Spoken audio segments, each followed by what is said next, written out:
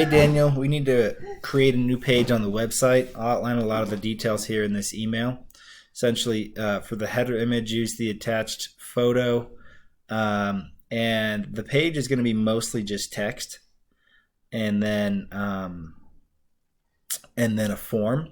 So you can see the text here in this document. I'll include the link. So just basically throw this text in to the page, and then at the bottom of the text we'll have a form, and that form should be the same design as the form on this page. So you get to this page by, I'll link to it as well, but it's just accept the E3PT.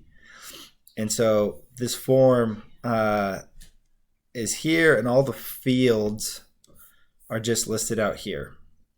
They don't have to be necessarily in this exact order, but it's pretty close to what it probably should be. For each of these sections, so this section and then these three sections, probably use a checkbox system just like this. And I'm open to any suggestions on changing format or anything there.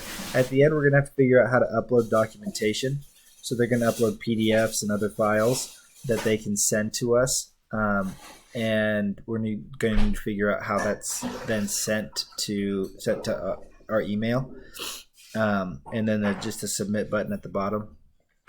And then additionally, they're going to be able to navigate to this page in two ways.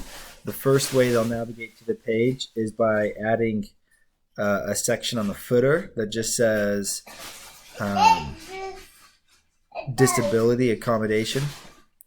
Would go right here. And then the second way that they would navigate to it is by adding an FAQ by adding a question to the FAQ section on this page.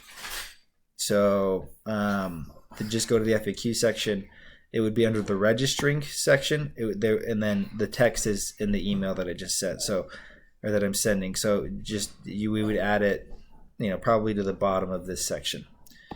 And then it would link to the new page. So, does English 3 provide disability accommodations? Yes. Learn more about requesting accommodations here.